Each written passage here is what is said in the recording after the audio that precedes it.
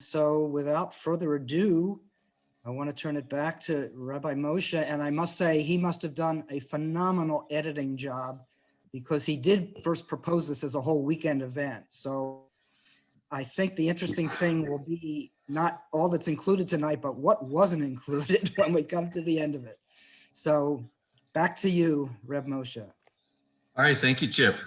And thank you to the Coastside Jewish community and its members for all their support in my bringing this about. Also wanted to thank our co-sponsors, Chokhmat Halev and Aquarian Minyan in the East Bay, and also the Coastside Torah Circle with Aryeh and Wendy. Also want to thank Lee Rothschild, who's here tonight as supporting us at the Tzaddik level. And he and I will be having a conversation after the program with Roger about future plans. Also want to thank Charlie and Susan Halpern for being with us tonight. And without them, this would not have been possible. And so much of what we know about Judaism and Buddhism and their conversions would not have been possible. Also want to thank our guests who are joining us, perhaps in person, and definitely I have a few video clips to share with you tonight. So without further ado, I want to turn I want to just tell you briefly how this program came about. Over the past year, as I moved to Half Moon Bay, a little over a year ago, I started visiting a friend, a Buddhist monk at the Theravada Buddhist Society of America down in Half Moon Bay, a Burmese Buddhist center, and became good friends with the abbot there, whom I refer to as Bhante. Also known as the Venerable Sayadaw Ashin Osada. And he will now give an invocation to bless us in this program. Bhante?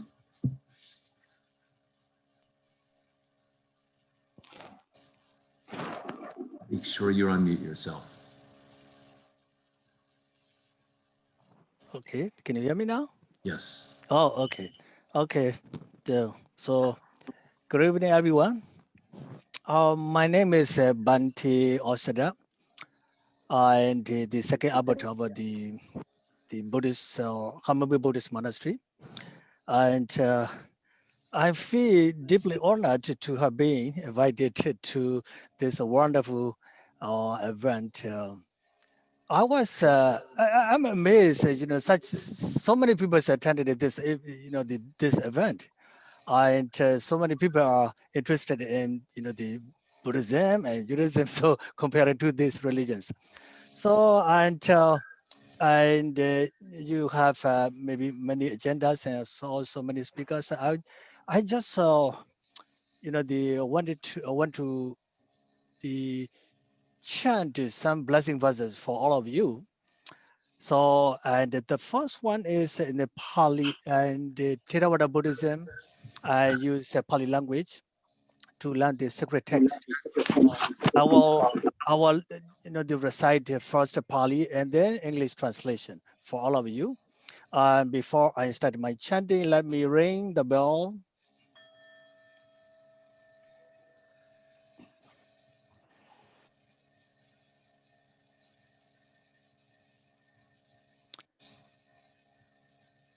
Namo Buddhassa, Namo Dhammassa, Namo Sanghassa, Bhavatu Sabba Mangalam, Rakhamtu Sabba Devata, Sabha Buddha Nubhawe Nazada Sukhi Bhavantu Te.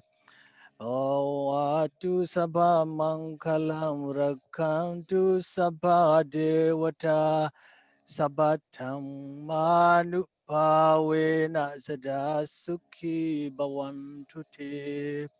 Bhavatu Sabha Mangalam, Rakhamtu Sabha Devata, Sabba Sankhanubhavena Sada Sukhi Bhavantu Te.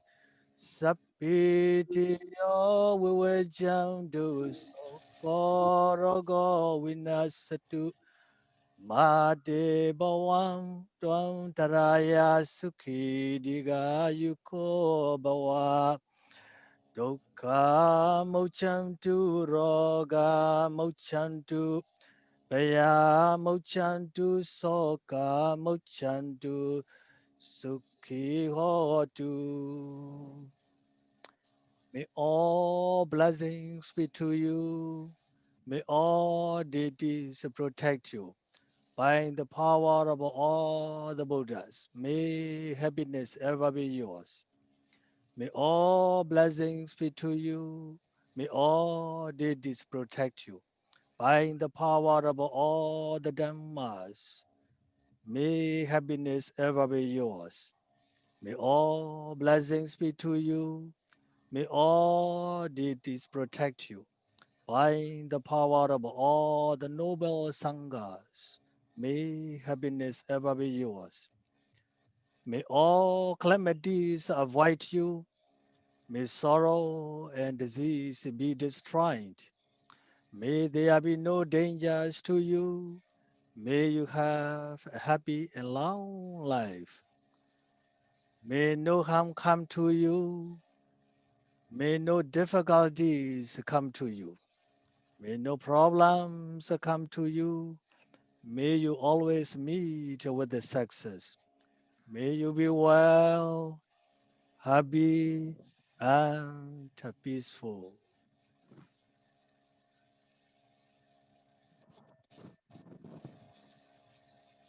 Thank you so much. Thank you, Bhante. So when I began meditating at the center in Half Moon Bay, it occurred to me that there really needs to be more interaction between the Jewish community and the Buddhist community. I know there's been a long history of it, but we could revive that. And so I thought how wonderful it would be to have an event that would bring us together. And then it occurred to me, I discovered that it was this year, in fact, this week or thereabouts is the 30th anniversary of the trip that Roger Kamenetz took to meet with Dalai Lama in Dharamsala. So let me introduce our guest tonight. Roger Kamenetz is an American poet and author best known for The Jew and the Lotus, published in 1994. Much of his poetry explores the Jewish experience and in recent years, dream consciousness. He was born in Baltimore, as was I, and educated at Yale, Stanford, and Johns Hopkins University. He lives in New Orleans and is professor emeritus with a dual appointment as professor of English and professor of religious studies at LSU, where he's also an LSU distinguished professor and honors professor. He now works privately with clients using dreams in a process of spiritual direction. He's married to Moira Crone, a distinguished novelist and short story writer, and they have two daughters, Anya and Kezia, also quite distinguished graduates of Yale University and well-known in their respective fields. The Jew and the Lotus became an international bestseller, capturing the ongoing engagement in the US between Jews, often highly secularized, and Buddhist teachings. It includes interviews with poet Allen Ginsberg, Vipassana teacher Joseph Goldstein, Ram Dass, and other American Jews who were involved with bringing Eastern traditions to the West. And so there's much more that Roger has to share about his work, including his work with dreams. But I've asked him now to prepare a summary or reflection about his work, specifically focusing on the Jew and the Lotus. Roger, we turn it over to you. Please give him just, some acknowledgement of our gratitude for him being with us tonight. Thank you, Reb Moshe. I'm the one who feels grateful to all of you. And I want to thank you, Reb Moshe, and the Coast Jewish community for putting this together, as well as all the other sponsoring groups and shuls, including my old friends from Chachmat Halev and the Aquarian Minyan. I'm honored that any of you came, not to mention so many of you, so thank you. It's a very sweet occasion for me. I'm very grateful to be here. How many, Wordsworth, the English poet, talked about certain points in memory, places in memory he called spots of time that we go back to, meditate on, to revive the heart by contemplating them. And how many times do you go back to a specific day 30 years ago. I went and looked on my calendar and matched it up. It's really quite the meditation. So exactly 30 years ago at this time, on our common calendar and adjusting for time zones, because this took place in India, the Jewish delegation, of which I was not a participant, just merely a witness, we're going through security, as I was, and we were about to meet formally with His Holiness the Dalai Lama. While there had been a previous brief encounter in a monastery in New Jersey, a kind of startup, this would be the first extended and serious Jewish-Buddhist dialogue between learned teachers of the two traditions, of people at the level of the rabbis who came, and of course, a Buddhist leader of the worldwide stature of His Holiness the Dalai Lama. During the preceding 2 days, because we arrived a couple days before, on the 22nd, after a rather difficult drive through the Punjab, there was a lot of discussion in the cottage we're staying, Kashmir cottage, about, well, what do you call a Dalai Lama if you're a good rabbi? Is it okay, for instance, to say His Holiness? There was an extended dispute about this. Or do we think that's too high, or an honor reserved for only the holy, the non-human, we might say.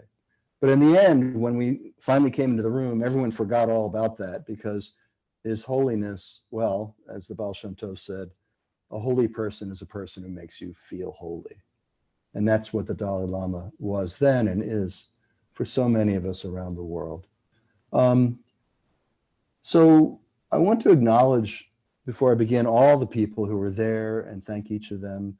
Mark Lieberman and Michael Saltman in the Bay Area, who organized the trip originally, Charles Halpern and the Nathan Cummings Foundation, who made it possible financially, the participants, including Rabbi Jonathan Omerman, who is still shining a light in Berkeley, as well as Rabbi Yitz Greenberg, Blue Greenberg, Rabbi Joy Levitt, two scholars, Professor Paul Mendes-Floor and Dr. Nathan Katz, Rabbi Moshe Waldoks, and Rabbi Zalman Schachter Shalomi. May his memory count for a blessing. All of you were so generous to me personally there and when I came to write the book, and most of all, of what is good in the Jewel and the Lotus. And none of what is bad in the Jewel and the Lotus is because of your generosity and your light. I think the most simple thing to say is we did see light. We did see light 30 years ago this very day. I want to touch briefly on two main points. If you want to learn more, there's this book. It's still in print, amazingly, and I'm very grateful to my editor, Amy Hertz, and the folks at Harper One. A book is kind of like your grown child, and I have two grown children. It has a life of its own, but the parent gets to have a little pride. The life of a book really is its readers, those who receive it with affection. And I could never have asked for more affection than this book has received. So I thank all of you who've been such devoted readers as well. I saw Ellen Taube was here, and one time she sent me this beautiful photograph of the book with a cup of coffee next to it. It's so gorgeous and so sweet. So thank you all. So 2 points. One on the people-to-people level, Tibetan Jews, the other about the inner life. And I think both are important. So the Dalai Lama asked Jews, what is the secret of Jewish spiritual survival in exile? And since he asked, we came up with answers, and there were lots of them. Rabbi Joy Levitt spoke of the synagogue, Blue Greenberg of the Jewish family, Moshe Waldoks of the Torah. Rabbi Yitz Greenberg's answer was probably the one that struck the deepest chord. He addressed directly the crisis of Tibet in exile, and I think his concern that essentially the structure of Tibetan Buddhism had one person at the top, the Dalai Lama, and that it was rather, we might say, monarchical or feudal in structure, and he wasn't sure that would be the best way to carry on in exile. So he turned to a similar crisis when 2,000 years ago or more than 2,000 years ago, when the temple was destroyed by the Romans. We lost our place of worship. We lost Jerusalem, and the Jewish people were scattered into exile. the old way of worship using priests, sacrifices of animals in a temple, that was gone. So the remnant of spiritual leaders, which was already kind of developing, the synagogue was already developing as well, but the people we call the rabbinic sages changed Judaism in a radical way from a temple-based religious cult that really in many ways resembles similar animal sacrifice cults in other parts of the world to a democratic religion in which every person has a say, in which everyone has a responsibility to teach. If you know Aleph Bet, you teach someone Aleph, right? The sages led by Rabbi Yochanan ben Zakkai embedded two things into the religion: the memory of the lost homeland, or the lost temple, so that we would never forget what we'd lost, and at the same time, the hope of return. So they reconfigured some celebrations. They moved ceremonies from the temple to the home. So for instance, the blessing over bread and wine that was done in the temple by the priest now was done by the parents on Shabbat, right? So when you're doing that blessing, when you bless the wine, you bless the bread, you may not realize it, but this is part of the survival strategy of the Jewish people in exile because we lost the temple. You have to be the priest in your home, right? We added commemorations like Tish B'Av to remember the most painful moment in our history. This is a remarkable thing that we have Tish B'Av, that we actually remember the worst thing that ever happened to us every year. We also developed the Passover Seder, which in some ways was the best thing that ever happened to us, right? We were slaves and then we became free. At the end of the Seder, we remember and have the hope of return when we say next year in Jerusalem. So we explained all this to the Dalai Lama. And in this way, we keep spirituality alive. And the Dalai Lama really got it. And he said, in everything you do, always to remind, always to remind. So if the dialogue was really about giving a secret, assuming there is a secret, maybe that was the moment of the exchange or the presentation. But that was only the beginning, because then His Holiness, he kind of went like this and he said, you know, I have a question. And he kind of turned his hand like this and it kind of turned the whole room around. It was kind of an amazing question because he said, now that you have returned to your lost homeland, do you still need all these practices and beliefs? So think about that. We developed a kind of Judaism over 2,000 years of rabbinic Judaism, all based on being in exile. Everything, almost everything we do is really based on the situation of exile. But now that we could go back, why are we still doing all these things, right? So Yitz was ecstatic. He said, maybe he was being a little over-enthusiastic. He said, we're going to make you the chief rabbi of Israel. God forbid. I'm not sure I'd wish that on the Dalai Lama, but anyway, that was the idea. And His Holiness was funny, and he said, well, will you get me a little hat? And I was honored, actually, to give him a yarmulke a couple years later. But in that moment of dialectic, right, of responding with a question of his own, right, His Holiness realized what Reb Zalman had said about the dialogue. I didn't come just to sell, but also to buy. It was going to be an exchange. And what he offered was a question we still really haven't answered even 30 years later, right? In many corners of the Jewish world, we remain kind of stuck on repeating the same traditions, the same rituals, the same prayers. Very hard to reform a prayer book, right? And yet the entire ground has changed and shifted with the events of the Holocaust and the events of the creation of the State of Israel. I don't think we've truly come to terms with it. You know, for my grandfather, when he was a boy in Lithuania reciting the Haggadah and saying next year in Jerusalem, that would have been a hope, an aspiration, a dream. For me or my children, it would be a call to a travel agent, right? So our situation really has changed. I think, this is my own personal view, I think we like exile.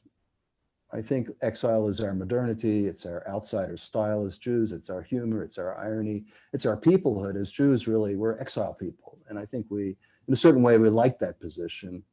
We might be sorry to lose our exile. Especially for those of us who are perhaps more assimilated in the culture. Of course, recent events have shaken us up. The terrible things that happened, the Tree of Life Synagogue in Poway, and the rise of a right-wing anti-Semitism or Jew hatred, supported perhaps at the highest levels of our government. So I think maybe our exile is a little more uneasy right now.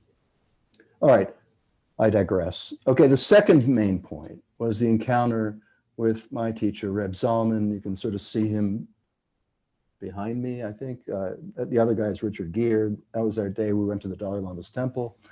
I know many of you here tonight know him or knew him or know of him. Of course, the creator of Jewish Renewal, which continues to be a vibrant force in the American Jewish scene. When the dialogue began, he recited a prayer in Hebrew and then in phonetic Tibetan with the help of Dr. Nathan Katz. His task in the dialogue was to explain the practice of prayer, but also the whole Jewish mystical cosmology. Now, the word cosmology sounds big. What it means is that there's a cosmos, there's an order to the universe, there's a structure to the universe, which many of us have a hard time feeling, right? It's a sense of a wholeness, which we dare to assert that God is one, which is in fact our statement, Shema, it's all one, right? So I learned so much from that presentation, it actually changed my life. It's still changing my life 30 years later. I'm still moving it in my mind and heart. Reb Zalman had a special chart to explain the four worlds of Jewish prayer. So the four worlds is the cosmology, the Jewish prayer is the practice to reach these different levels or worlds of consciousness. And in Hebrew, they're called Asiya, Yetzirah, Bariya, and Atzilut, which I'd never heard of. I'd never heard of that stuff. I think half the people there never heard of this stuff, right? And I never realized personally that there was more to me than a lot of ideas and a bundle of emotional reactions. The idea that there were four levels of a human being: body, heart, intellect, and spirit, and that the soul actually moves up and down these different levels in order to connect with the whole, with the divine. That was all news to me, right? I certainly didn't understand that there was this idea of integrating through prayer the action level of life with the heart with the mind, and the mind with the spirit. I had no idea. I'd never heard that. I was never taught that. I never was taught that relevance of Jewish practice to integration. So not only is the Lord one, as I was taught to recite over and over, but maybe I could be one. Wow. Instead of the disintegrated mess I usually experience. Okay. So what happened was Reb Zalman and His Holiness sort of got off into a discussion about angels. And for most of the rabbis there, as they said, angels were merely metaphors. They were lore, I guess. They were that terrible, despised thing in the world that's called poetry, And so they were shocked that the Dalai Lama was totally engaged by what they considered to be mishigas, okay, which speaks to a division in our Jewish thinking and in our Jewish world. So the Dalai Lama had great curiosity. He said, well, there was a small earthquake this morning in Dharamsala. Could that have been caused by angels? And Zalman said, oh, yes, yes. And he added that angels cause plants to grow. There's an angel around every blade of grass saying, grow, grow, grow. The thing is, Zalman knew all this. It was at his finger. It was in his kishkas. It was in his fingertips. He wasn't afraid of the poetry in Judaism. In fact, I believe Judaism is starving for lack of the poetic, the lack of the image. So when we speak of angels, Zalman said, we mean by that beings of such large consciousness. And he pointed to his forehead that if an angel's consciousness were to flow into my head right now, it would be too much for me. He raised his eyebrows, and his strimal, he was wearing the fur hat of the Hasidim, it started to slide off his head. It was right out of Charlie Chaplin. An expansive angel was flipping Reb Zalman's lid. The rabbi straightened his strimal and he continued, there are all kinds of angels. So the higher and higher, for instance, we think each nation has an angel. Right now there's an angel of Tibet and an angel of Jews that are talking also on another level. So I believe if we do it right, he said, the angel of Jews will put words in my mouth, and the angel of Tibet will hear them in you, and vice versa. The dialogue is not only on this plane. And with those words, it no longer was. This is the moment, if I could speak as a poet, where a metaphor became a metonymy. I've written about this a lot. I wrote a piece for Tikkun, The Metonymy of Blessing, about Yehuda Amichai's poetry. What is a metonym? Most people know what a metaphor is. A metonym literally means there's one name for two things at once. So the power of metonymy can be seen in a poem like one where Amichai is listening to people talking abstractly about religion, and he says, he had to leave. So he says, I opened an iron door marked emergency. Okay, so it was an iron door marked emergency, right? And at the same time, obviously, this sense of it being deeper than that, having a deeper meaning, that's what we mean by metonymy. Every time we bless a piece of bread, it's metonymic. I was taught that by Rabbi Omerman. We are connecting the unique to the one. We are connecting the unique thing or the unique moment to the one. Okay, so that was the moment right before us there, in my opinion.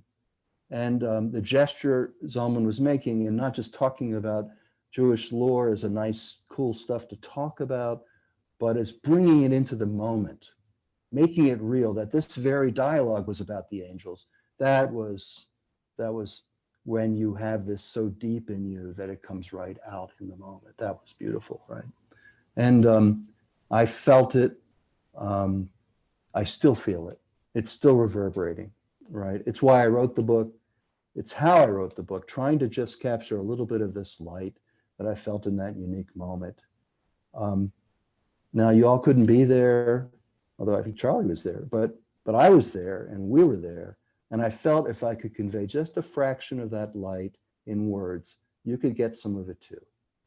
I wasn't writing a religious studies paper or an anthropological study or a sociological study.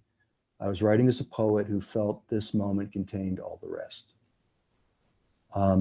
Now, because of that moment, I wrote the book. Buddhist Jews got to hear with some affection, hey, there really was some great stuff in Judaism that, maybe some of that's really pretty good, right? And some of them came back, some small number, and others at least came back to their families and had a chance to have a conversation and got met with respect on both sides. So that was a beautiful thing. I heard a lot about that. I gave my book to your mother, and now she understands. Okay. Jews also got to see themselves in a new light, the warm and golden light of a Buddhist master. I can't tell you, but there's so many rabbis who were born from this book, right? And so maybe we learn from that dialogue in general is a great benefit for us Jews, that the way for us to survive is not to be closed off, right? Or to be scared of the comparison of losing people to other traditions. We can do what Yitz Greenberg suggested. We can hold on to our own in dialogue, but remain open to the questions of the other. Now, the one big question the Dalai Lama left us with is this, and I think we're going to be touching on this a bit at the end. What are the benefits of your tradition? How does your tradition help people deal with what the Buddhists call kleshas, afflictive states of mind, such as anxiety, depression, envy, jealousy, competitiveness, rage? I'm sure nobody here suffers from any of those afflictive emotions, but just in case, that was the question he put to us. And it's a key question. What research can we who care do in our vast Jewish storehouse to make sure we bring out the practices that answer that need?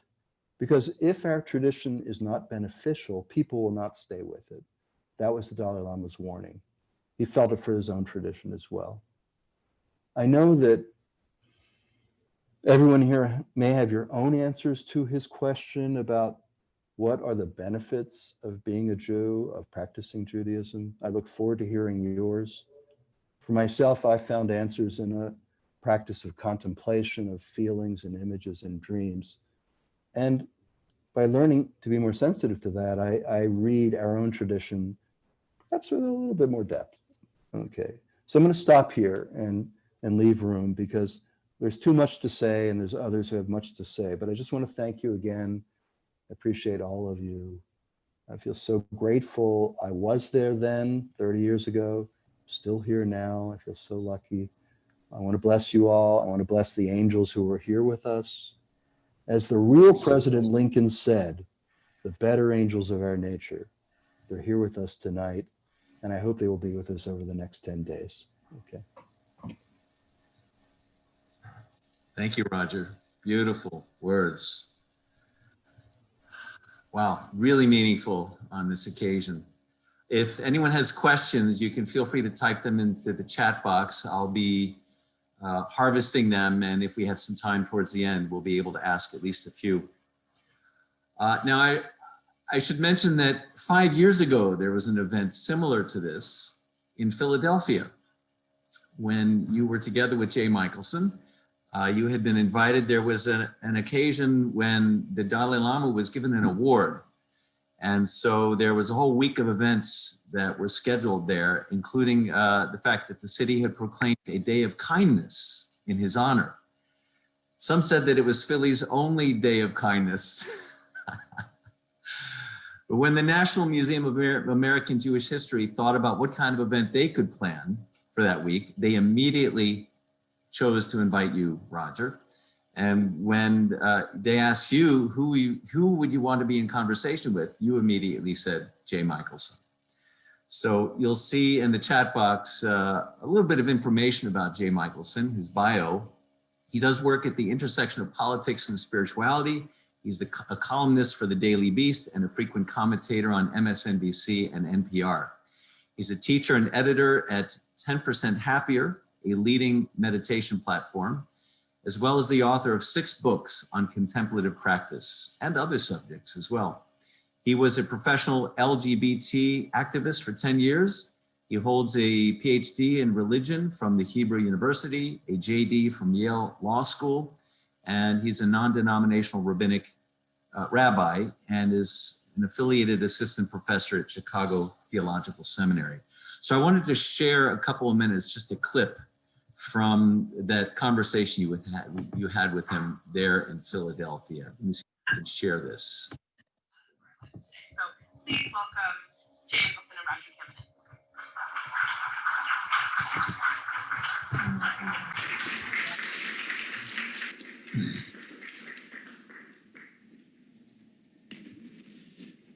Hi, everyone. Thanks so much for coming.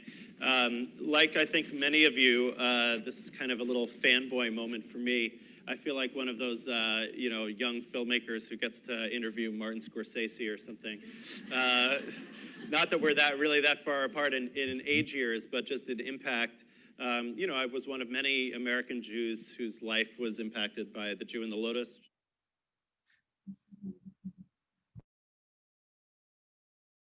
Really, there were 2 aspects of survival that came out. One was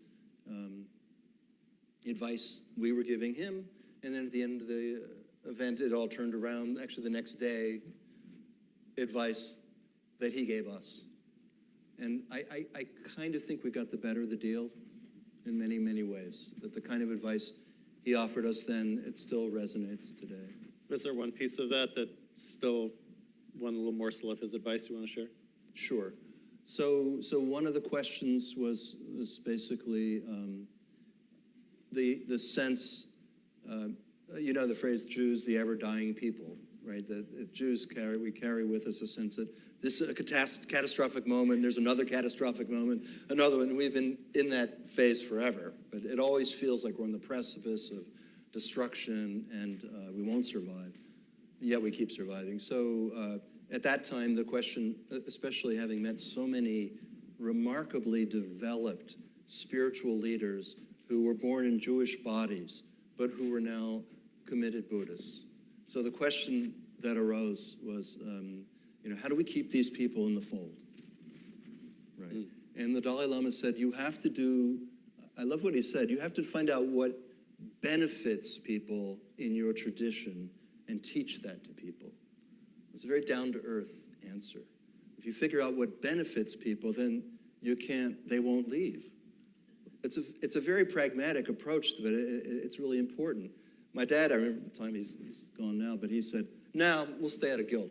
But I mean, but But I think His Holiness's idea there of how do we do research and figure out what is beneficial in this vast tradition that actually helps people become kinder, become deeper.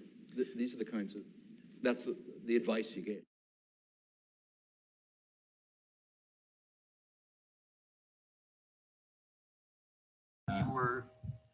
Those were some gems from that interaction. There's another one here I want to share with you. When Nathan Katz, who was a professor and very knowledgeable about Buddhism, was concerned about what he called the brain drain. Why do so many Jews leave Judaism, and what would cause them to stay? I think this is also worth sharing.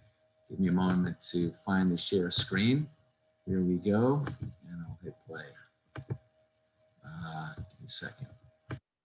Wonderful teachers share to the Buddhist world. That's true. Think of some of the leading, joke as used to be, if you want a meditation teacher, you want a Jewish Buddhist because they're the best meditation teachers. I don't know if that's true, but that was the idea. There were so many active people, names you could name, Joseph Cornfield and, Jack Cornfield, Joseph Goldstein. Jack and Sharon Cornfield, I'm sorry, Salzberg. Joseph Goldstein, Right. thank you. Yeah, all those folks, and many more, Sylvia Borstein.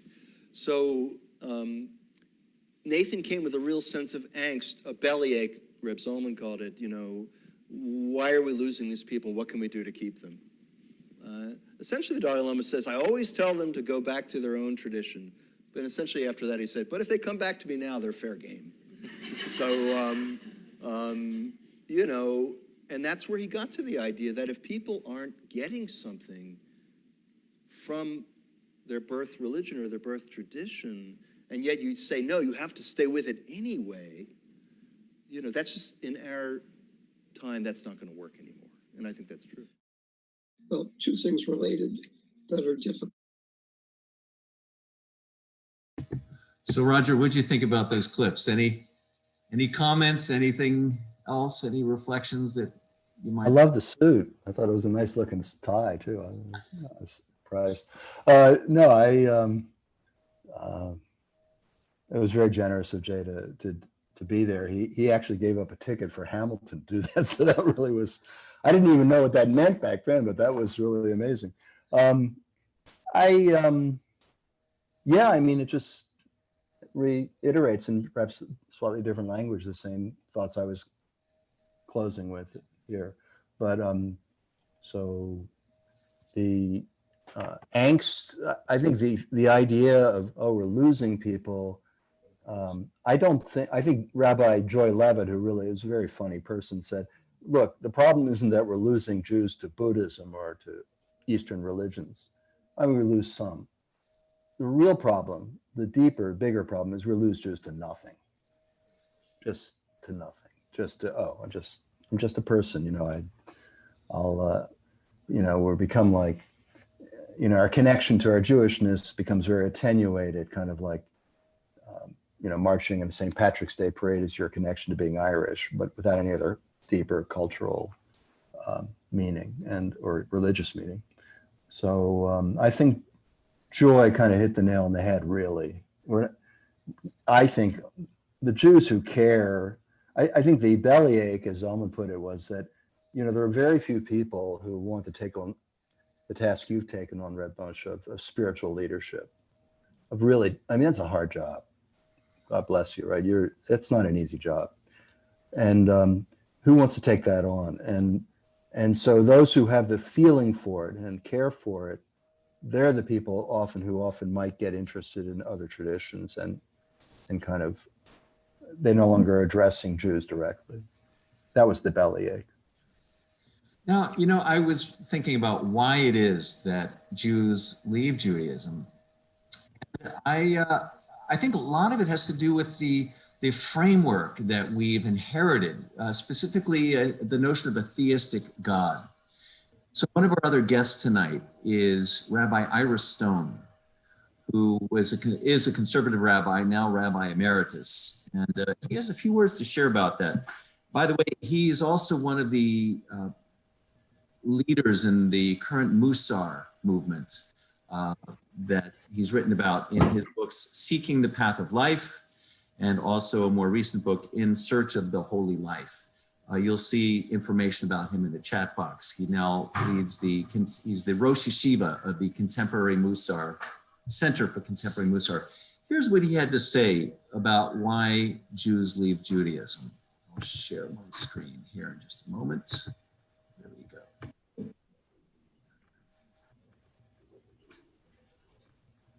Monolithic entity, never changing. And of course, that's not true. So you first have to accept the idea that Judaism starts as one thing and then changes. And it morphs from being the religion of Israel, an ancient theistic religion, which over the course of centuries is no longer compelling because its story doesn't work. Right? God doesn't answer prayer, and God doesn't save you, and more it evolves in this direction that I indicated earlier. And then secondly, you have what I think is the single most nefarious aspect of religious life, not just Jewish, but throughout the world, and that is the tendency for mythological or poetic or metaphoric language to be literalized, right? And so once you literalize the language, then you lose whatever, let's call it truth, that the initial metaphoric language was intended to communicate. And so we live in a... That explains, I don't know, 80% of, Jewish thought and practice. Well, and Christian thought and Muslim thought and maybe even Buddhist thought, the Buddhism that's practiced in the East is in many ways just as mythologically and literalist as opposed to the Buddhism that's been distilled for Western consumption. So the brilliance of religious thought is its ability to create powerful metaphoric systems.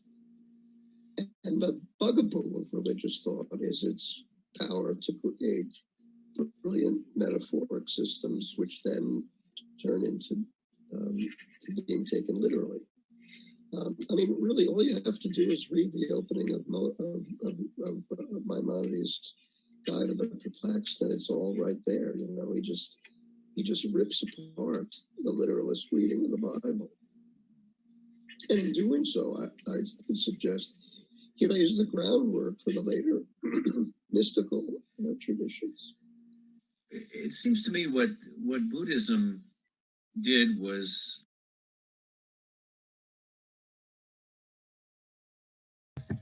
I thought that was really insightful. Just the fact that metaphor is taken literally, and that really is, that kind of like there's a Zen analogy of people getting fixated on the finger pointing to the moon. That's exactly, it seems to be happen in every religion. Don't you think, Roger? Well, I was talking earlier about metaphor and metonymy, and I think that it's an important conversation. I think that the dilemma is that if you eliminate the metaphor and try to rationalize traditions, which is basically the thrust of Reform Judaism, you end up with it has no juice. The heart doesn't get involved. I prefer, the only way I would talk about it is, again, I spoke of integration. So the rational mind doesn't like metaphors and wants things to be precise, but the heart likes images. And in fact, when we want to talk about, the core commandment of that Maimonides, interestingly, and Jesus both thought were the most important commandment in Judaism, they agreed on this, was Deuteronomy 6:5, you shall love the Lord your God with all your heart, all your soul, and all your might. Well, I talked about this in the history of last night's stream. How do you love a disembodied abstract God. That's love. The word love is used there. That's a big word, okay? There was Reb Zalman told me a story once about these Congregationalists who were very opposed in New England, who were very opposed to images, right? And when they thought about God, they didn't like God the Father. And of course, there's a lot of criticism of God the Father these days from women. They prefer God the Mother, whatever. But my point is, so William James said, well, what do you see when you pray to God? And he says, I see a sort of oblong blur. I mean, in other words, we do want to see something. And when my personal feeling is when I say Father, it's because as a son, I need a father. When I say mother or source of life, I need the image of a fountain. I need images to feel. And without images, we can't feel. So I have a slight, maybe different take than the good rabbi. I want to say one other thing, and this I'm on the ground. This is where Jung is saying that all of my archetypal thinking was anticipated by the Maggid of Mezrich. And I mentioned that in our chat earlier. So what he meant was this, that look, we all dream. We're all dreaming every night. We are all spontaneously producing incredibly powerful images. Some of them wake us out of our sleep. Some of them stay with us for years. Think about the dreams you might have had of your dad, of someone you lost who comes to you and hugs you. These deeply sensual and fully imagined moments, these spots of time, if you like, have huge impact. And without them, there's no heart. So I don't think the problem, I don't think Maimonides, God bless him, I think his analysis is brilliant, but it immediately led to the most fervent kind of mystical thought that was incredibly poetic. You know, it's a straight line from Maimonides to the Zohar. So what happened? Something went off there. And I think what went off is that the heart and the image making in each of us, which is, by the way, how God, I would say, the ever evolving of images in us is divine. It's miraculous. It's amazing. And it's our experience of that creativity that puts us in touch with universal creativity. We each have it. We have it in our dreams. We have it in poetry. We have it in how we cook, how we love. So for me, I need the imagination in Judaism. I don't want to exile it. And I don't know that I fully disagree with it, but I'm just saying I guess I do a bit. Sorry. Okay, I think part of what happened, I think, was that those forces that were conceived to be out there, I think what Buddhism did is I think it was a reaction to Hinduism, where instead of all the deities and forces out there, they realized that there was something just as important, if not more so, going on in here. And right. I think Judaism went through a similar process. I want to share with you one more clip from Ira, Rabbi Stone, on this subject.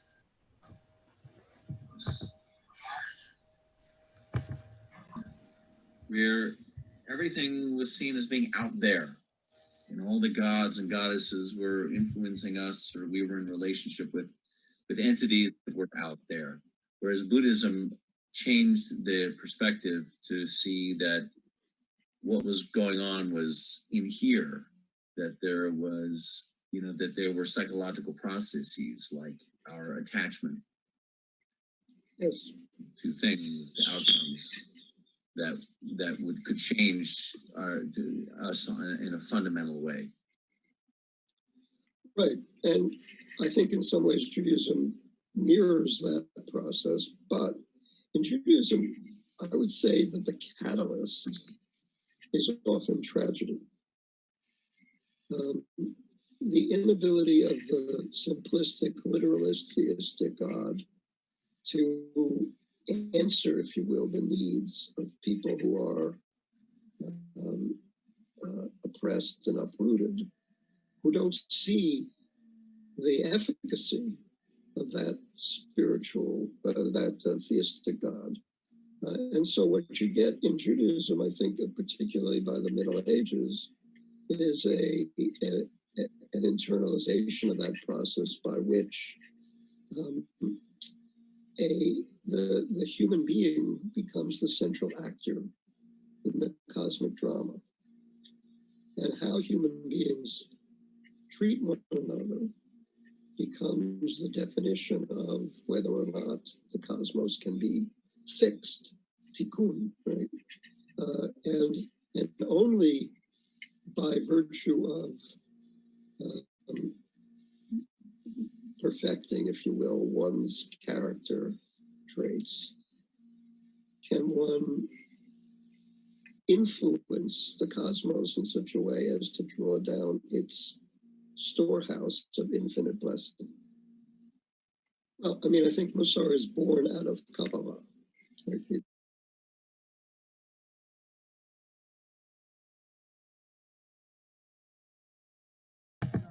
Some great insights there. Now, as you and I were speaking, Roger, about the format of this program tonight, I was thinking of framing it in terms of past, present, and future. So we've talked about the past, and I think it would be helpful to take a look at where we are now. And I thought an appropriate person to speak with about that was someone you had recommended I speak with, Dr. Emily Sigalo, who is an author and also a sociologist, working as an executive director of the UJA Federation of New York, where she directs the Research, Evaluation, and Measurement Department. She recently published the book, American Jubu, Jews, Buddhists, and Religious Change, published by the Princeton University Press. She holds a master's in the history of the Jewish people from Ben Gurion University and PhD in sociology and Near Eastern and Judaic studies from Brandeis University. So now I noticed that there are lots of great questions in the chat box, and I just want to let everyone know that I'm going to be looking at them closely, and we'll select as many as we can, probably in the last 15 minutes of our program. So let's hear for a few minutes from Dr. Sigalo about the origins of her book and one of the earliest Jewish-Buddhist encounters. First, I guess we'll talk about the past, and then she'll talk about the present. Give me just a moment here.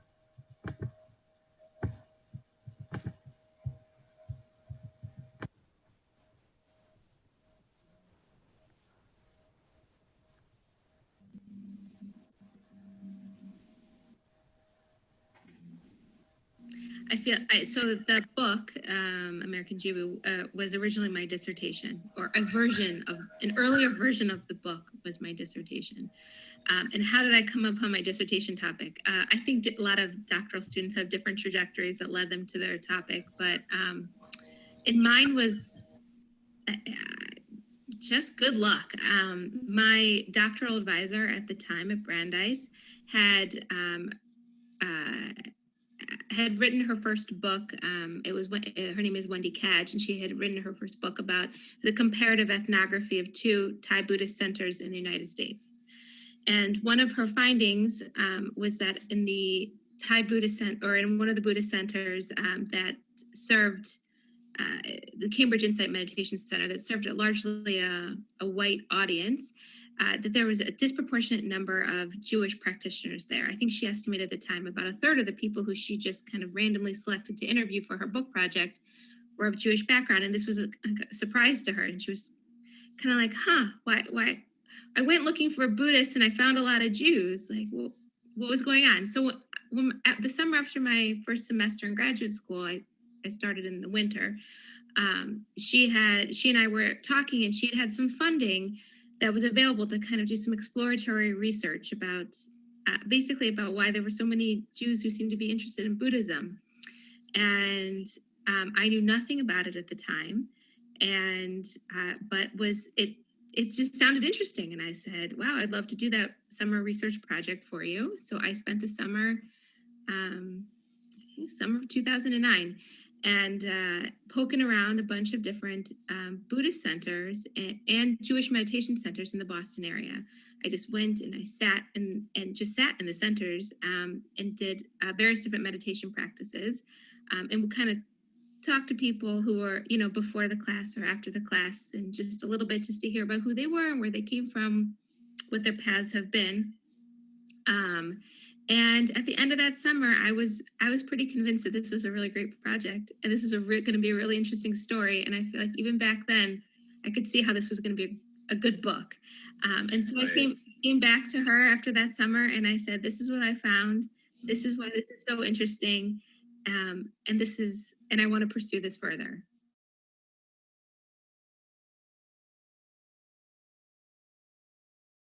So there was this, it's like this very interesting story. You know, I originally imagined starting this book in the 50s, and Jonathan Sarna at Brandeis, you know, a historian, had said to me, you know, I think you should look to the past a little bit more. I bet there's something there. And I said, okay, I'll see. I'll go through some archives. I'll read some newspapers. I'll see what I can find, but I'm not sure. And sure enough, there's this older history of the encounter between Jews and Buddhists that really began in the late 1800s and has this fabulously interesting story to tell. And it really began, there's different beginning points, but I began the story with Charles T. Strauss, who was this wealthy haberdasher in New York of German descent. And he is right now known to be the first American to, and I'm going to use this kind of in scare quotes, convert to Buddhism, to take on Buddhist precepts on the American soil. And he was a really became a very staunch Buddhist, and he lived in the States, and he moved back over to Germany. I kind of lost his story when he left America and moved to Germany. But from the little that I know of him, he was very involved in setting up Buddhist communities in Germany when he moved back, when he moved overseas. And then within the United States, he was, you know, a very active member in in promoting Buddhism within New York and within the United States more generally. So I do.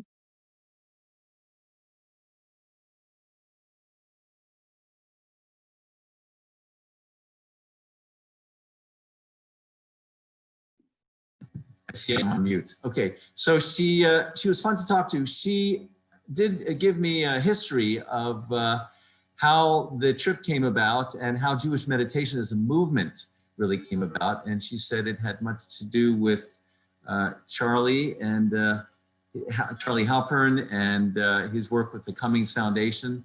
They sponsored the trip and also sponsored the Institute for Jewish Spirituality. Charlie, do you want to say anything about that?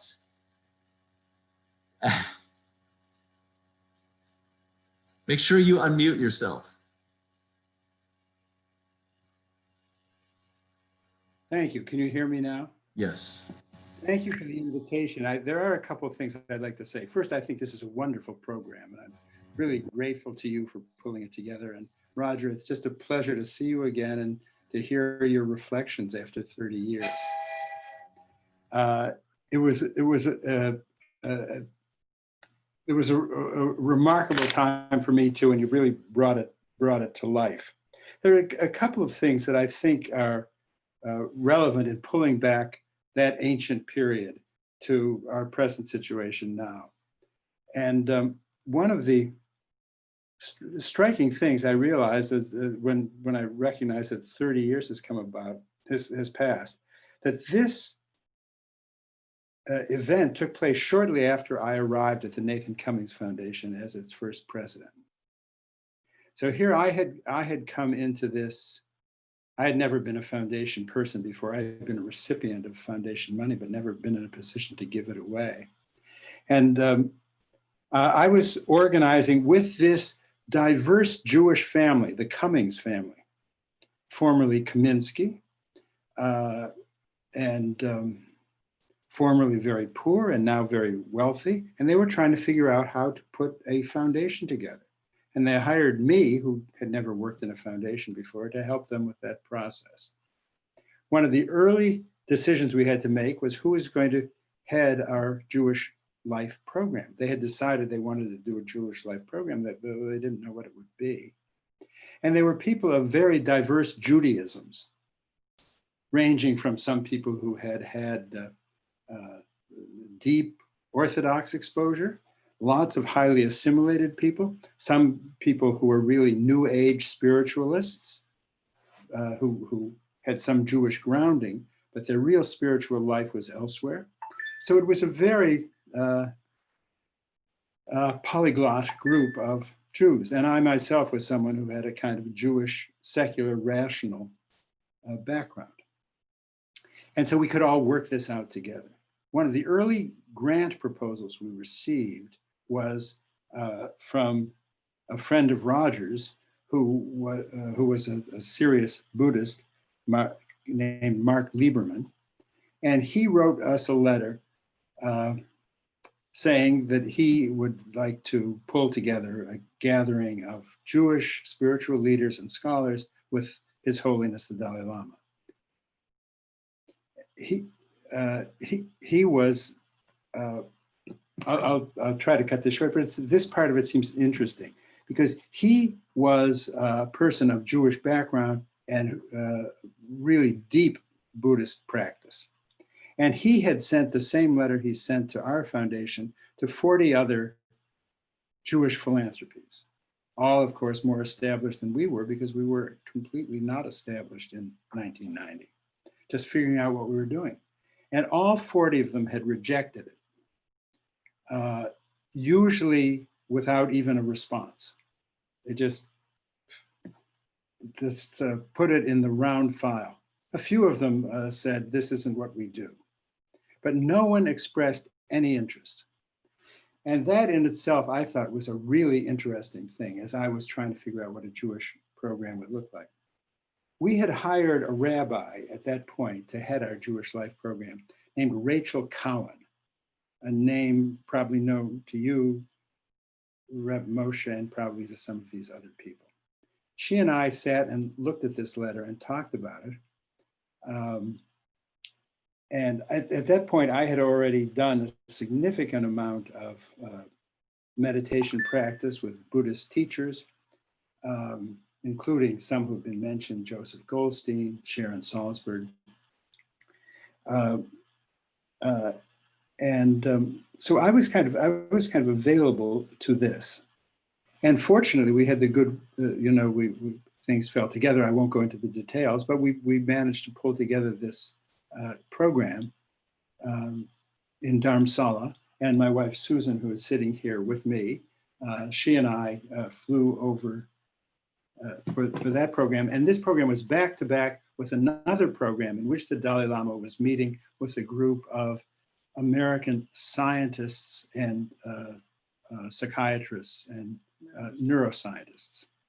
So the Dalai Lama was exploring these two areas of American experience, Western experience, at the same time. It was quite wonderful. So I think that's an important background. And Roger was there as I was, not as a participant, but as an observer. He wrote a wonderful story about the conversations for the Jewish press. And he and I ended up in conversation about whether he might turn that into a book.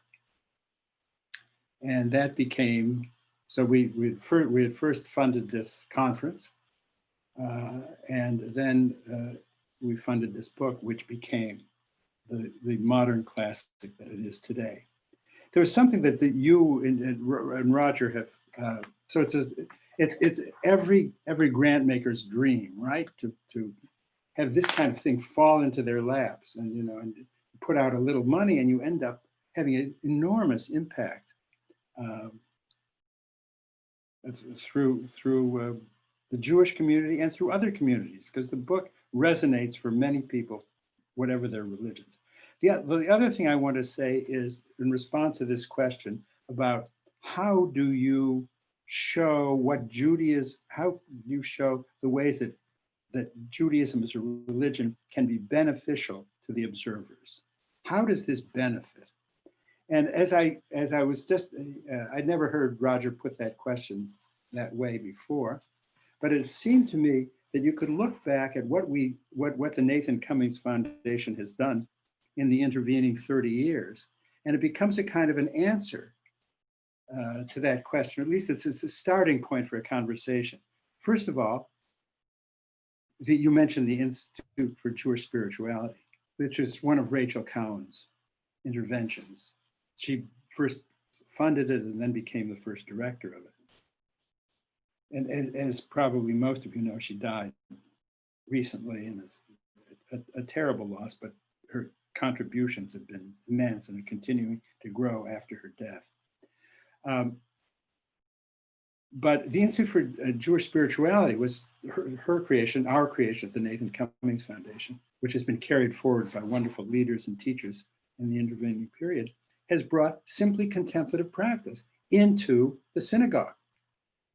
This has been a huge gift, so that, for example, a synagogue that I knew very well in Washington, D.C., which was this very powerful, plugged-in Washington institution, now has silent meditation in a Jewish framework as part of what they do. And that's because of they had a number of rabbis who've been through the IJS training. I don't go into that. Rachel's book, Wise Aging. How do we benefit Jews? We find in the Jewish tradition, what are the deep wisdom practices and patterns that will really help people dealing with aging. Reb Zalman has also written a book on aging. Both of these coming out of the contemplative traditions that are deeply embedded in the Jewish world. Social justice and justice for oppressed peoples wherever they are, including in Israel. These are also programs that emerged out of the Cummings Foundation's Jewish Life program. And in some ways, this Roger's book and the gathering in Dharamsala that led to its publication was really the fertile earth from which these various programs have grown. Now, Rachel had, before she started with us, had already written a book about intermarriage, which took the modern view that we want to treat intermarriage as an opportunity and not simply as a shanda. So that's the last thing I want to, that is the last point I want to make. Thank you. Thank you for being with us tonight and for all that you've done over the years. Thanks, nice to be here. In wrapping things up, I just wanted to, I see some great questions in the chat box we'll get to in just a moment. But I did want to end with one other clip. You know, Jay Michelson was with us, and I'll share another clip from the event 5 years ago when he and Roger spoke about why the book was so successful and what one of the lessons was from that. Let me share this clip with you. Here we go. How do you see the impact of the encounter book and what were you surprised by? Played out. You know, that's a very uncomfortable question. How did you change the world? Yes, right. Look at all the good I did. It's a really hard question. Well, that's why I gave you the surprise. Yeah, so you can okay. answer with humility that you. Okay. I was so surprised. I wasn't really surprised in the one sense that I felt, and I think we all felt, that something extraordinary had happened, and that therefore, if somehow, you know, I could capture a portion of that it would have an impact. Nobody, the publisher didn't believe it. I got a huge 4-figure advance for this book. They almost didn't publish it. They were terrified of the title. It was Harper San Francisco at the time, and they were absolutely, they thought all the Jewish world would be totally offended by it. When I told them this book is going to do really well, they all looked at me like I was insane. I remember when the book was about to come out, my editor quit. And that's always a good sign. Yeah, it was a bad sign. And I learned that at a party in New Orleans. And I called and I said, well, what are you guys doing for marketing? So they said, oh, well, we're doing word of mouth. And I got off the phone and I was so excited. I said to my wife, we're doing word of mouth, word of mouth. And then a friend said, oh, Roger, that means they're not doing anything. But it worked. So I think my own belief about it is something like this, if I could say it, that 1994 there has a sudden opening in the Jewish world. There was hope. I mean, what was on the front burner for Jews since 1947 was the Holocaust, Israel. That was so preoccupying for American Jews, right? And,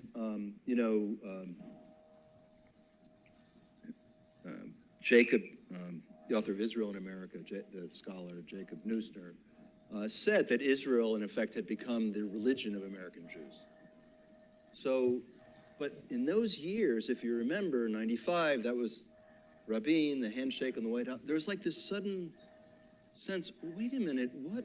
Okay, if it ever happened that those weren't the only markers of Jewish identity and Jewish concern, if just for a moment we had to ask ourselves, well, what else are we doing here, right? Then the questions the Jew in the Lotus was asking, and the question the Dalai Lama was asking, which is, what is the benefit of practicing your tradition? What do you get out of it spiritually? How does it improve you? How does it make you a better, kinder person to do these practices? And which ones of the many that you have are the ones to really focus on? Because we have so many. That question seemed relevant. And I think that's what helped the book get started. Yeah, I think, I'm fascinated by the question.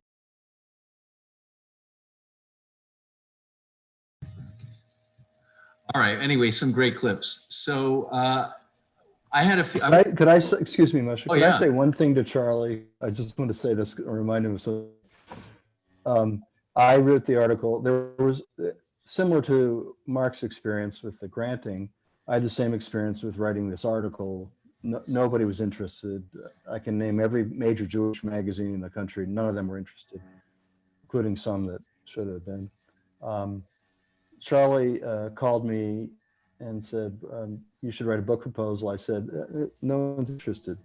He called me again. I said, no one's interested. He called me again and said, if I gave you a grant for the summer to write a proposal, would you do it? Would that make any difference? And I said, difference, at that time, it would make a difference. And that's how the proposal was written. When he sent it out, it went to 20 publishers, 19 said no. One didn't respond for a very long time because she was at a meditation retreat. That was dear Amy Hertz, and that's how the book originally was taken. So I don't know what you can conclude from that, except it, bless Charlie for persevering. After that, it was the people. New York did not make that book. The Jewish world did not make that book. It's people bought the book and read it and liked it. That's what made the book. Word of mouth works. So I'd like to write another book like that, but maybe I will. Okay. I'm sorry, Bush. I just had to mention. All right. So here we got a couple questions. One is from Ira Zuckerman. He says, oh, Ira. Hi, Ira. I think I know Ira Zuckerman. Ira's I haven't here. seen him in a long time. I don't know where So he is. he's wondering Hey. if, all right. Yeah, Ira. Hey, how are you? He's wondering Good to if see you. folks could be better engaged with Jewish practice if they treated our Siddur like the visualization text that it was essentially conceived as. What do you think? Yeah, here I think Ira is touching a little bit and responding to what Rabbi Stone was getting at, that the metaphors are there to, they're vehicles. They're images essentially to convey us and bring the imagination in. Again, I view the imagination as the missing piece here, because there are people who understand the value of imagination, Reb Nachman of Bratslav, for instance, but by and large, there's so much lack of interest in the imagination, even though all of this imagery is there for us to dream on. And if you took time to visualize every word in the Siddur, you might lose track of what's being said. I mean, I remember once, God of my fathers and my father. Again, I saw my father's face and began to think, oh, this was the God of my father, Urban Kamenetz. Okay, what does that mean? And of my father's father, and I saw my grandfather and began feeling that. So if we slow things down and actually visualize what the Siddur is offering us, it has a tremendous poetic resonance that we miss, because we keep thinking, oh, it's got to be the content. No, it's got to be the heart. It's got to be felt and seen and visualized. That's the poetic piece that I think we've forgotten how to do. So I agree. I think what Ira said there was beautiful. Yeah, totally beautiful. Yeah. I think that relates also to this next question from Stephen Sondheim, who wonders about the origins of the commonalities between the origins of Buddhism and Judaism. Do they come from similar roots, circumstances, or commonalities? And very, very different. I think Buddhism comes in the context of a long-standing, brilliant Hindu tradition. And Buddhism is really, actually, from the point of view, a kind of can be reincorporated into Hinduism, which is this vast, sprawling complex of deities and traditions. It's a huge tradition. Whereas Judaism is itself the mother of other religions. So Judaism, while it has a backdrop in whatever was going on in the Middle East before it, it really does come, stands in relationship to obviously Christianity and Islam as the mother. So I think in that regard, very different. Buddhism is founded by a teacher who lived a long time, the Buddha. He taught thousands of different ways to thousands of different audiences. He was a master teacher. He created the institution of the monastery, which is like the cheapest university on the planet, right? You just feed people rice and they beg. I mean, it's great, you know, and that's a very important invention. Judaism isn't like that at all. Judaism is a people and a tribe and a history, and as your Rabbi Stone was saying, develops, evolves, our God evolves. You know, we're in Parsha Noach. We were doing Parsha Noach in England on the way to Dharamsala, and Reb Zalman gave a teaching about, you know, it says that God repented that he created this world, you know, and that's why the flood came. And the rabbis asked, well, how could God repent? And they took another text and later on where it says, the God of my youth, but they reread it in this brilliant Jewish way, when God was young. When God was young, he made mistakes. So the idea of an evolving God, that was what Zalman was teaching us in England on the way at a renewal place. So the idea of this evolving God, why not we evolve? Why can't God evolve? Why do we have to be so mad about the fact that there are these various developments of the divine in our tradition? We shouldn't be angry about it. They're just different manifestations, different takes on the divine over time. So maybe we're developing our own now. Beautiful. Now, speaking about how religions evolve, here's a question from Vaughn and other members of the Kosai Jewish community. How have Judaism and Tibetan Buddhism changed in the last 30 years? And have they changed in the ways recommended in the dialogue with the Dalai Lama? Absolutely. No, I have no idea. It's a great question, but I think it's more. I don't have a strong answer. I mean, I think you know, Charlie gave some examples of, you know, meditation coming into synagogues and more silence. The Mishi Berach prayer is probably a good development that's happened where people are asking God to help heal them. So this is again more. You have to have a lot of faith when you're sick to ask God to help you. That's actually a time and a part in your life where suddenly all atheists become theists. You know, when you're hurting, when you're in need, when you're in tragedy, when you've lost someone, suddenly you do want to talk to God. Maybe you didn't before. Someone used to say, if you didn't build up your bank account with a little bit of deposits of faith earlier, then don't come in and expect a big withdrawal when you really need it. So you know, the notion of what we're doing in prayer in terms of building up God, in a way, building up our account, that's happening in some parts of the Jewish world. As far as what happened with Tibetan Buddhism, it's a tragedy. I mean, obviously, the premise of our meeting that we were going to somehow help the Tibetans in their national struggle, it's a failure. It hasn't happened, and it doesn't look like it's going to happen. You know, we got the Dalai Lama to Israel. Charlie had something to do with that, but that's nice. But if you look at Israeli policy and their relationship to the Chinese, that's much more important to them, in my opinion, than His Holiness. So it's tragic, but I think that really probably means that whatever happens with Tibetan Buddhism will happen over a long period of exile. I was in China a few years ago. I went to a temple with the Tibetan guy, and he said, "Oh, I don't know anything about the Dalai Lama. My teacher is Karmapa, who's older than the Dalai Lama," he said. So Dalai Lama's been X'd out. in China. They have Tibetan Buddhism in China, but the Dalai Lama has been X'd out. I think it's a very successful Xing out. So I'm not optimistic. It sounds like the changes that we might have hoped for in Tibetan Buddhism might not have taken place, but there have been lots of changes in Judaism. I think the development of Jewish meditation as a way of connecting with our Jewish roots in Kabbalah, but also seeing the connections that we have with Buddhism and observing the mind have been. So I think the key point I would make, it goes back to His Holiness's question about kleshas, afflictive states of mind. If you are living in a reactive state of rage, and anyone who reads the news today, I mean, think of what we've been going through. Most people are just feeding on a diet of rage, and whether you're on the left or the right, there's rage of the left to the right and the right to the. We're all caught up in the reactivity constantly, and the media are assaulting with it. We're constantly reacting. So meditation is helpful, at least quiet it down a little bit. For me, that's just the beginning. Yeah. Wendy Burke and R.A. Coopersmith here on the coast side ask how this duality, living in two worlds, simultaneously, how does Buddhism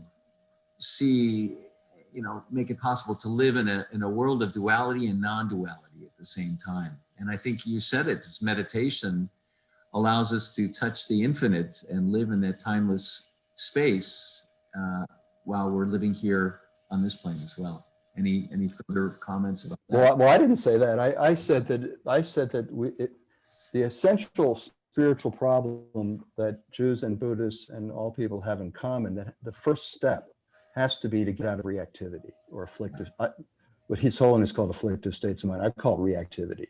We have to go to deeper feeling. We have to find the capacity to feel.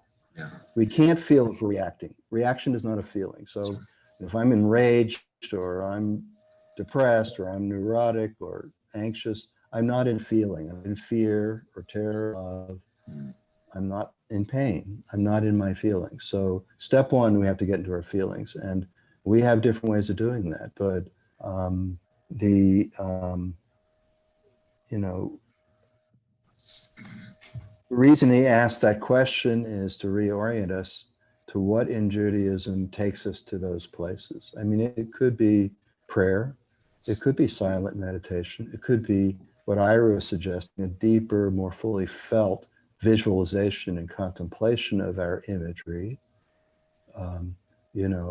What if every time you left your house and you touched your moves and meditated for a moment, oh, I'm living under the sign of God, I'm leaving my home, I may not come back, And what if you touch your mezuzah on the way in and your loved ones are there and you've gotten through the day and you got home safe as a moment of gratitude. In other words, we could be using our wonderful material Jewish culture and traditions to deepen our experience if we had a contemplative attitude towards them instead of a hostile, oh, they're inadequate or they're no good.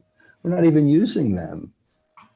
Well, one of the reasons for my wanting to hold this event in the last 5 minutes was to show that there are techniques in the Jewish tradition known as Musar. And we'll be dealing with that. We'll have a class on that in a few weeks. I'll invite people to sign up for that.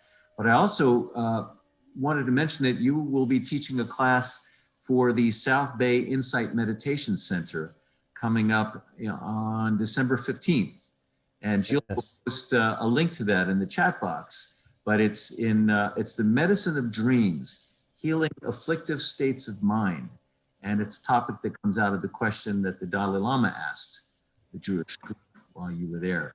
So right. The participants here might be willing to sign up. It's free for a donation to the South Bay Insight Meditation Center. The medicine of dreams, healing afflictive states of mind. I also that you're considering teaching a more extended class on the Jew and the Lotus. So we'd be interested in hearing if people are interested in that. Stay in touch and let us know, and we'll be sure to be in touch with you when the details of that come about. Yeah. Yeah, go ahead. Was there something else? I was going to say, if anyone very easy to reach. I'm at kamenetz.com. You could just write me off that website. And I am interested in, I talked a little, chatted with Charlie a little bit about it today, but in trying to do what really Reb Moshe has pioneered, but the idea of doing a course really to go over these issues and to do more readings and have more opportunity to get down and have people have discussions than we're able to do right now. So if you are interested in that, and if you're interested in helping us put that together, if you have some thoughts and ideas, please get in touch. And again, thank you. And please come to the other thing I'm doing, Dreams. It's free, or it's by donation, and any proceeds go to help the Medicine Center. So it's a mitzvah. Okay, thank you. The last plug I want to make before we close is a course that it will begin here on the coast side on December 1st. It's a Zoom course on Musar as a Jewish spiritual practice. My thesis has been that over the past 30 years, Jubus have done much in developing the practice of Jewish meditation, but there was a hole that was left behind, and that is the ethical practices. When you think about the Eightfold Path, right thinking and right meditation are two components of that, but right livelihood and right action are also important components, as Bhante Ashin Osada will testify to that. So please find out more about how we can do that in a Jewish context using the practice of Musar. Again, I want to thank all of our guests, and especially Roger and Charlie, glad you're here. Our co-sponsors, Chokmat Halev, the Aquarian Minyan, and the Coastside Torah Circle. I want to thank Lee Rothschild for supporting us on the Tzaddik level. And if you want to thank our guests, you can also buy their books. They're available on their websites. Emily Sigalo, and we've got Roger and Jay Michelson, and also Ira Stone. And so blessings to you. I want to close with a final benediction or final prayer. Well, Holy One, we thank you for this day and for this opportunity for us to be together in this way. May this time spent together on this special occasion enrich our lives and our souls and our practice. May we overcome and learn to deal more effectively with those afflictive states of mind so that we might better connect with one another, with the universe around us, and with you as our creator. We thank you, and together we say, amen. Thank you, everyone. Thank you, Roger, and great to be with you all. And please stay tuned and check our website for updates, and there's more to come, I promise.